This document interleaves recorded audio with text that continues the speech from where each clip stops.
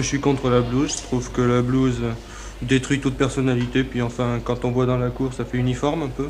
Alors moi je suis contre la blouse, ça me plaît pas. Si l'uniforme n'a jamais été imposé à l'école publique en France, des générations d'élèves ont porté la blouse entre le 19e siècle et les années 70. Mais la blouse n'avait qu'une fonction, protéger les vêtements des élèves en dessous. Pour l'écolier, à une époque où le vêtement coûtait cher, où il était moins facilement accessible qu'aujourd'hui, c'est-à-dire avant la diffusion du prêt-à-porter dans la seconde moitié du XXe siècle, et aussi à une époque où les outils de l'écolier étaient potentiellement salissants, la plume, l'encre, etc., c'est-à-dire avant l'arrivée du stylo bic, à peu près au même moment. Cette blouse, pour l'écolier, elle a une fonction de protection.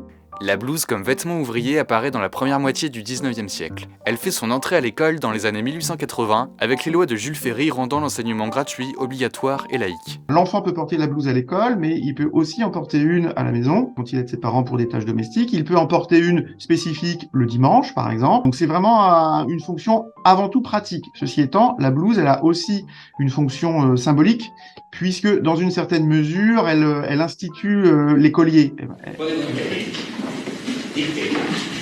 Le cinéma, notamment, la publicité qu'on pense au petit lu. La blouse est souvent associée à la figure de l'enfant pour signifier qu'il s'agit d'un écolier. Si aucune loi n'encadre le port de ce vêtement, beaucoup d'écoles le rendent obligatoire dans leur règlement intérieur, avec souvent une alternance de couleurs et une distinction selon les sexes, ce qui ne l'empêche pas de suivre des modes. Vous pourriez voir cohabiter dans une classe des enfants qui portent une blouse qui se boutonne dans le dos et des blouses qui se boutonnent sur le côté, des blouses unies, des blouses à motifs, des blouses noires, des blouses bleues, des blouses vertes, etc.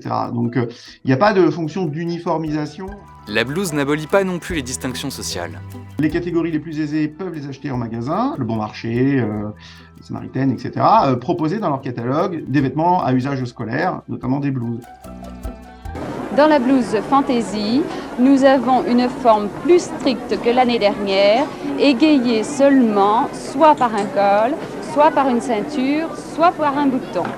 D'autres familles les confectionnent à partir de tissus achetés ou recyclage de blouses plus anciennes. La blouse est aussi détournée. Elle sert de support créatif à certains élèves récalcitrants pour se démarquer des autres. Vous avez une blouse qui ne me paraît pas bien propre, monsieur. Oui, effectivement, elle est assez sale. Depuis combien de temps ne l'avez-vous pas lavée ou fait laver? Oh, depuis à peu près 6 mois. Et à l'école, la mode est d'avoir une blouse sale. Pourquoi? C'est une mode comme ça. Par exemple, lorsqu'un camarade s'ennuie dans un cours, il vous dessine dans la blouse. Cours de dessin, lorsque on ne sait plus très bien quoi faire, on met des couleurs sur la blouse du camarade. La blouse disparaît progressivement dans les années 70 avec l'essor du prêt-à-porter, moins coûteux, la disparition des encriers et un rapport plus libre aux vêtements dans l'enseignement post-68. Mais avec le développement de nouvelles pédagogies ouvertes sur l'extérieur, la blouse n'a peut-être pas dit son dernier mot. Par exemple, le développement de l'école dehors, notamment en contexte post-Covid, suivant des modèles qui viennent plutôt d'Europe du Nord, ça nécessite de repenser la protection du vêtement de l'enfant. Quand on envoie des enfants en classe à l'extérieur en plein hiver, vous voyez, où il y a de la boue, il fait froid, etc., il faut repenser cette protection du vêtement. Des designers du vêtement travaillent d'ailleurs sur des modèles de blouse avec une silhouette un peu plus moderne.